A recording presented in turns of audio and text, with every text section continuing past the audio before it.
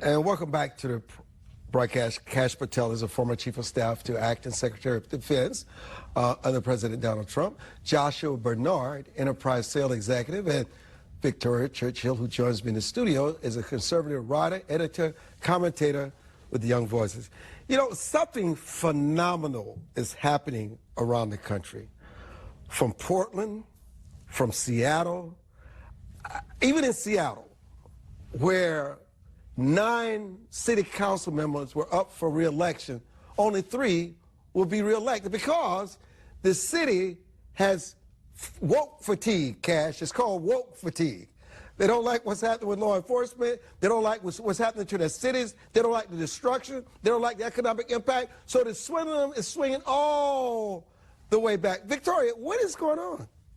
Well, I think you're absolutely right with the idea of woke fatigue. You know, I actually grew up in the Pacific Northwest, and both Seattle, traveled to Portland quite a bit. I probably haven't stepped foot in the city in almost 10 years because I don't like what's going on. And I think a lot of other people, as you see what happened at the ballot box just a few weeks ago, they're feeling much of the same. They think that, you know, these radical policies, even though they like the sound of them in the beginning, they really don't like them in actuality. Victoria, what scorecard would you give Speaker Mike Johnson today? I think he's doing probably about a 7.5 to an 8 in my personal opinion. You know, I think he's been able to kind of keep a lot of the people that opposed former Speaker McCarthy. I think he's been able to keep them happy to an extent. I think a little bit of frustration is being felt from conservatives kind of pushing the international priorities of the U.S. over putting Americans first.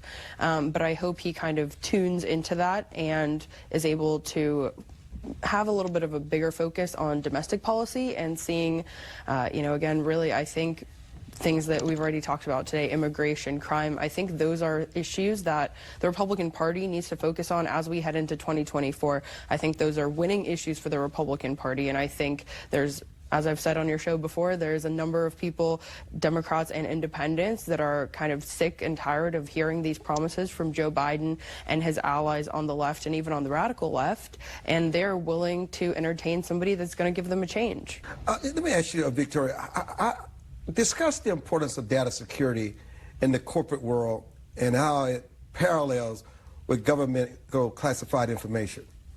Yeah, I mean, I think that they are two slightly different things, and I think that that has to be acknowledged. So corporations, they have kind of a understanding that you have as a consumer. You know, you sign things that kind of waive away certain elements of your privacy whenever you interact really with any kind of service, right? Most of us don't read those terms of service, but they do exist, and that kind of expunges the corporation from certain sets of security that you might otherwise kind of think that you are entitled to, but you just want to check the box to move along and use whatever service you're signing up for. Now, with the government, that is, I think, made to be a little bit more in the open, and what we kind of have as, you know, consumers in a government sense, that is the citizens. You know, the government is obviously ran by our tax dollars. It is ran, you know, by a lot of bureaucrats, but also a lot of elected officials that put those bureaucrats into power. And so that's why I think there is a very unique distinction between government safety and security of secrets versus those that you can expect from the corporate world. Victoria? You know, I think that we have too many people with too many opinions on the internet that have those opinions that come from places that are not ones of knowledge, that are not ones of knowing history.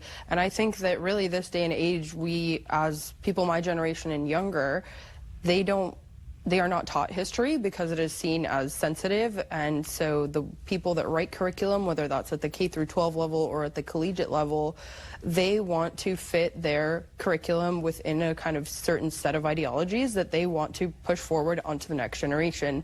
And that is why only by being exposed to ideologies that make us uncomfortable, we can really gain a broader understanding of the world, whether that is this letter, whether that is, you know, Hitler's Mein Kampf, whether that's Mao's Little Red Book or Karl Marx's Communist Manifesto. Those are all papers which are kind of the basis for a lot of radical ideologies that we have seen throughout history, you know, really for the past 100 years, and people need to understand where this comes from. None of this comes from a silo, and that is why I'm always in favor of education. I think that, you know, censorship again, really pushes one kind of ideology, and people are prevented from knowing other truths.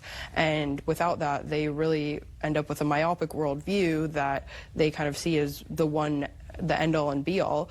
And then when something else pops up that they didn't even know about, they act like it's this great grand thing that they should have been exposed to much earlier on. And, one thing that I found quite notable about this letter is that, for a lot of these people, especially Gen Z and younger, or I guess probably about from the cusp of youngest millennials, which I'm kind of right on that cusp of Gen Z and millennial. But for a lot of these people, they don't remember 9/11. They weren't even born when it happened. They don't know the fallout that America experienced right after. And that is really kind of a generational moment that when you talk to people, whether they're in their early 20s or younger, or kind of, I'd say, mid-20s and older, that is a generational divide of remembering 9/11, remembering the towers falling, and remembering what happened in America afterwards. And so some of us have those memories and some do not. And so for a lot of them, it is the first time they're being exposed to this. And I think it's good that they are exposed to it. But listen, everyone knows America does not have clean hands. We all know that none of us are pure. But as Boris Johnson said right after the savage attacks on Israel on October 7th, America usually gets it right and corrects itself. America does not intentionally go out and just kill people en masse just for the sake of it.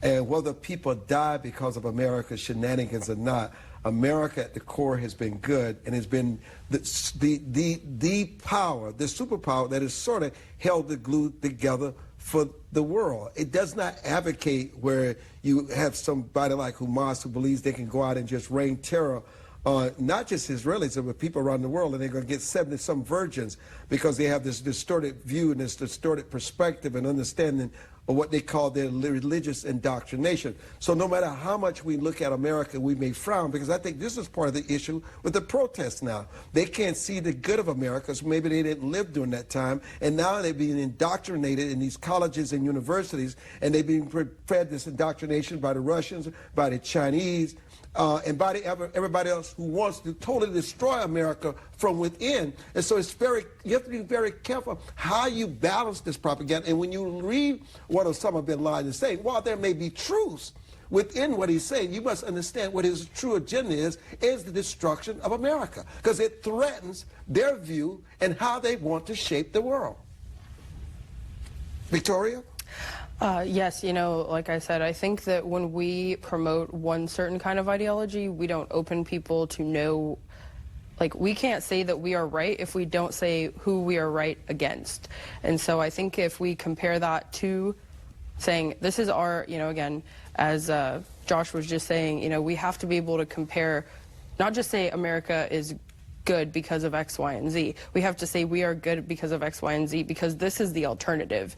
And so without knowing the alternative, I think people are a lot more reluctant to latch onto the idea of American exceptionalism, because they see, which, I don't agree with this, but they, see oppression, they see racial conflicts, and this is kind of the myopic view that they have. And so again, for me, I think it's the people that come out saying, their LGBTQ ideologies for Palestine. They don't know what would happen to them if they actually lived in Palestine. And Victoria, that is just impossible. History has shown that. History has shown that. I think Mao's Little Red Book or Karl Marx's Communist Manifesto, those are not history books. History, as you pointed out, shows us something very different. These are ideological people that attach themselves to an idea that they want to implement, but again, I think we even see this just with any public policy that we want to implement. I personally debate this with, people that are into policy versus politics, right? Policy is never applied, never in reality like it is prescribed. And so you need to understand what actually goes into making that policy. And a lot of the times, if people that work in these ideological spaces like universities, they don't actually know what goes on in the real world. If you've worked for a university for 35, 40, 45 years of your job, and you've never held a job in corporate America, or you've never held a job in a small business, you only know what you hear about in your internal echo chamber. And again, that's not necessarily the kind of university itself, but it is, you know, you go to symposiums, whether that's in the country or globally, and you interact with people that have ideologies that are very similar to you. But if you've never seen and lived the opposite, you don't have anything else to kind of fall back on.